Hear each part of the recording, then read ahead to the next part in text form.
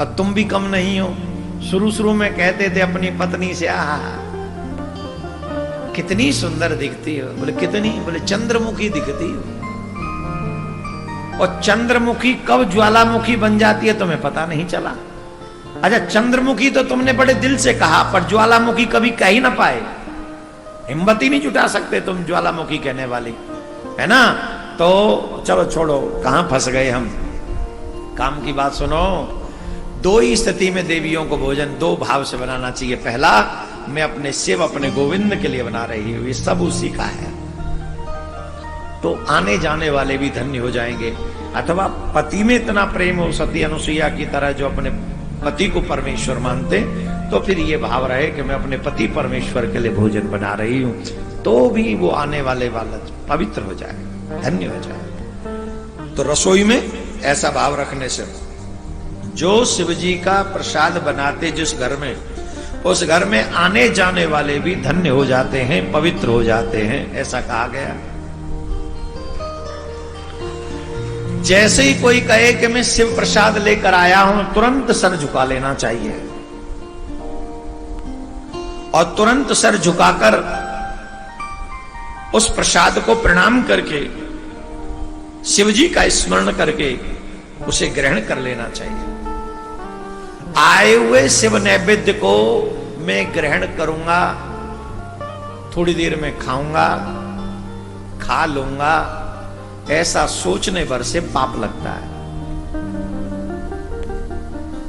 अधिकांश ऐसा होता है, पंडित जी प्रसाद देते हैं, चलो खा लेंगे बाद में, वो कमरा में रखे हुई है वो प्रसाद, ये तो 4 दिन धरे हुए है।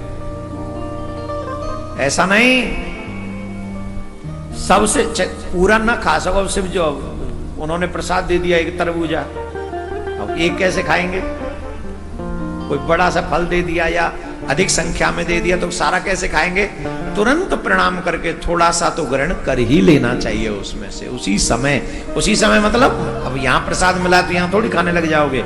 जैसे ही पहुंचो वहीं प्रणाम करो, पहुंच के उसको स्वीकार कर लेना चाहिए। बोलो राधे राधे।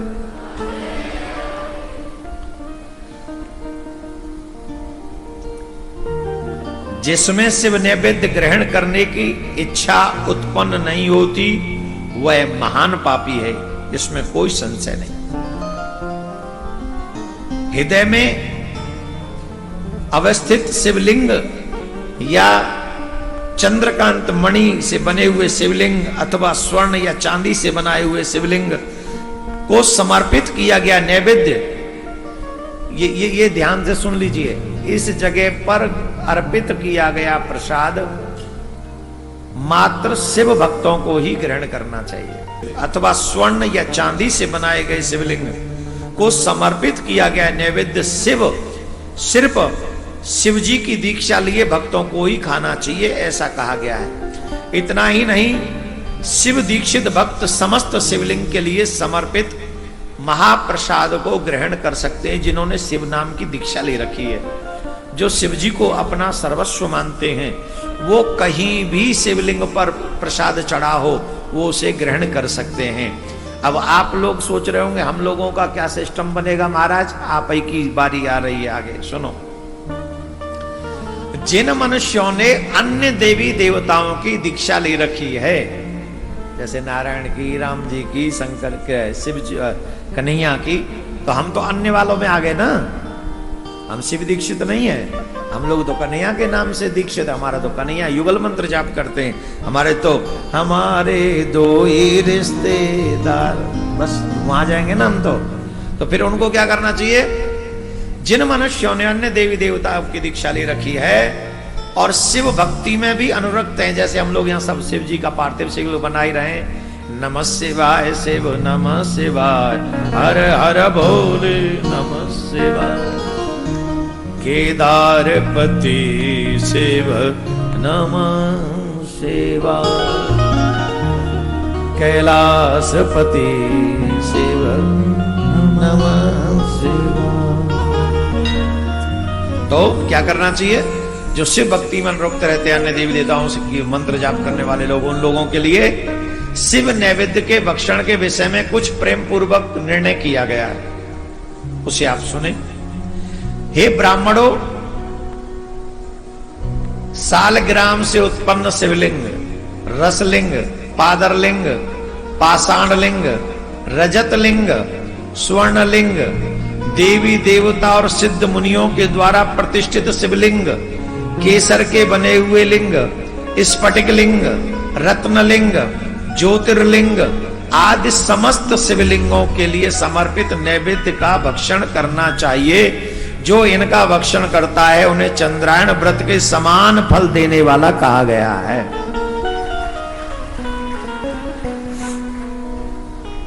यदि ब्रह्म हत्या करने वाला भी से प्रसाद ग्रहण करता है, शिव का प्रसाद ग्रहण करता है, तो वो पवित्र हो जाता है, उसके संपूर्ण पाप शीघ्र नष्ट हो जाते हैं। जहां चंड का अधिकार है वहां शिवलिंग के लिए समर्पित नैवेद्य का भक्षण मनुष्य को नहीं करना चाहिए। जहां चंड का अधिकार नहीं है वहां भक्ति पूर्वक से प्रसाद ग्रहण कर लेना चाहिए। बाणलिंग, लोहलिंग, सिद्धलिंग, स्वयंभूलिंग और अन्य समस्त प्रतिमाओं में चंड का अधिकार नहीं है।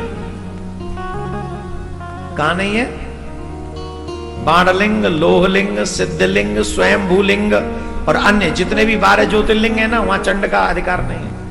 वहां से आया हुआ प्रसाद तुरंत ग्रहण करो, तुरंत ग्रहण करो, कोई सोचने वाली बात नहीं। वहां पर स्वयं, जहां स्वयं शंकर भगवान प्रकट हुए और किसी सिद्ध ऋषि मुनि ने प्रकट किए हैं, वहां पर भी ये चढ़े हुए प्रसाद को हम ले सकते हैं। जो विधि पूर्वक शिवलिंग को स्नान कराकर उस पर, अब देखो सुनो, ये आपके जीवन में नित्य हो सकता है आप चाहें तो। जो विधि पूर्वक शिवलिंग को स्नान कराकर उस स्नान जल को 3 बार पीता है, उसके समस्त पाप शीघ्र नष्ट हो जाते हैं। जैसे जल चढ़ाया,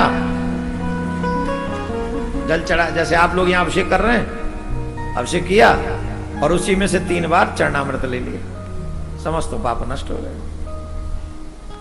कितना, और जब हो जाता है विसर्जन, उसके बाद तो सब कहते ही हैं हमारे पंडित जी, जाओ जाओ भोलेनाथ, तो बोले थोड़ा छिड़क लो अपने ऊपर, तो छिड़क लो थोड़ा। आज हमने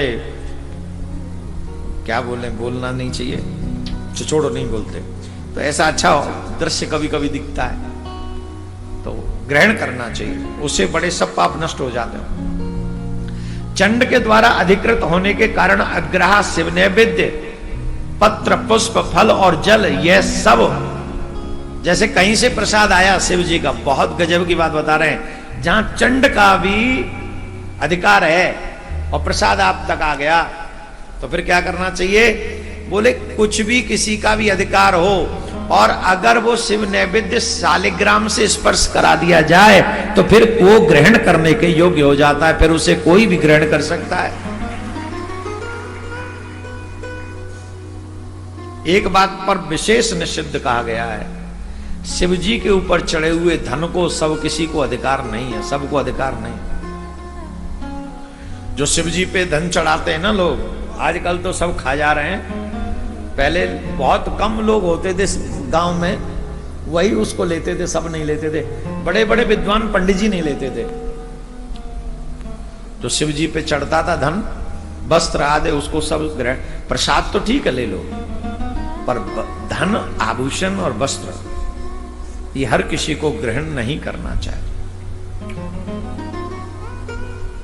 जो लिंग के स्पर्श से बाहर है उसे अत्यंत पवित्रता के साथ ग्रहण कर लेना चाहिए। हे मुनिश्रेष्ठ, इस प्रकार मैंने शिव नैवेद्य के निर्णय को कह दिया। अब आप सावधानी से बिल्व पत्र का महत्व सुनो।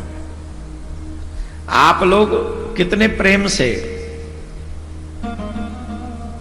बिल्व पत्र शिव जी पर चढ़ाते हो। श्रावण मास में तो बिल्व पत्र की महिमा बढ़ जाती है। वैसे तो हर बार बिल्व पत्र महत्वपूर्ण है। शिव पुराण में लिखा हुआ है, महादेव स्वरूपोयम बिल्वो देव रपि स्तुति। ये बिल्व पत्र साधारण नहीं है। ये जो बिल्व पत्र है, बिल्व वृक्ष है, साक्षात शंकर भगवान का ही स्वरूप है। देवों के द्वारा इसकी बड़ी स्तुति की गई है, बहुत स्तुति की गई है। पुण्य तीर्थानि यावंती लोकेषु प्रतितान्य यपि तानि सर्वाणि तीर्थानि बिल्व मूले बसंत ही। संसार में जितने भी प्रसिद्ध तीर्थ हैं वे सब तीर्थ बिल्व पत्र के मूल में निवास करते हैं, बिल्व वृक्ष के मूल में निवास करते हैं। संसार में जितने भी तीर्थ हैं, जो पुण्यात्मा बिल्व वृक्ष के मूल में लिंग रूपी अभ्य भगवान महादेव की पूजा करता है, वह निश्चित रूप से शिव को प्राप्त कर लेता है। इसीलिए श्रावण मास में बिल्व पत्र पे बिल्व वृक्ष के जड़ में तल में जल अवश्य चढ़ाना चाहिए। इसका देखो महत्व बहुत अच्छा बताया यहाँ पर। जब हम पढ़ रहे थे हमने कहा हम जरूर बताएंगे, क्योंकि 2 दिन बाद फिर हम अमेरिका चले जाएंगे, तो पीछे से ये लोग यही करते रहे कम से कम श्रावण भर। और ये कभी कभी अपने लिए करें, कभी कभी हमारे नाम से कर दिया करेंगे। भाई गुरु का भी तो ध्यान रखना ही पड़ता है। हमें से पुराण कहने कभी अमेरिका जाना, कभी कनाडा जाना, तुम्हें कौन सा कहाँ जाना है? सवेरे जाओ बेलपत्र पे जल चढ़ाओ, अपने भी नाम से चढ़ाओ, 1 लोटा हमारे नाम से चढ़ाओ और कह दो गुरु जी की सेवा हम कर रहे हैं यही करके। हाँ बाबा भोलेनाथ गुरु जी ने बताया, तो गुरु जी का भी कल्याण करना। हाँ ऐसे कहना चाहिए भैया। ओ आलसियों, इतने आराम से ताली बजा रहे हो, बताओ।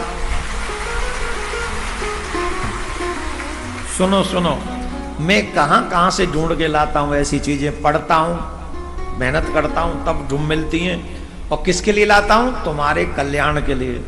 कि भैया कम में तुम्हारा, अब तुम तपस्या तो कर नहीं सकते कि एक दिन खड़े हो जाएं अंगूठा पे और तपस्या करके तर जाएं, ऐसा तो संभव नहीं है। तो ऐसे छोटे छोटे उपाय ढूंढ के लाओ जिससे हमारे चेलाओं पे, सनातनियों पे संकट ना आए, कम करें और ज्यादा फल प्राप्त हो जाए। ऐसे लेके आते हैं आपके लिए। और पता चले कई कंजूसड़े तो ऐसे हैं वो अपने लिए करें, गुरु जी के लिए एक बूंद पानी न चढ़ाएं बेलपत्र पे और शिव जी पे। और कई तो इतने अच्छे होते हैं, आहा हम क्या बताएं, हम बोल नहीं सकते। परसों की बात है, एक माताजी हमको मिली, बोलना नहीं चाहिए वैसे, पर उनका नाम नहीं ले रहे हैं इसलिए उनके प्रकाश नहीं होगा उनकी पहचान का। हमारे कान में आके उन्होंने कहा, हे गुरुदेव, 11 करोड़ मंत्रों के जाप को मैं आपको समर्पित करती हूं।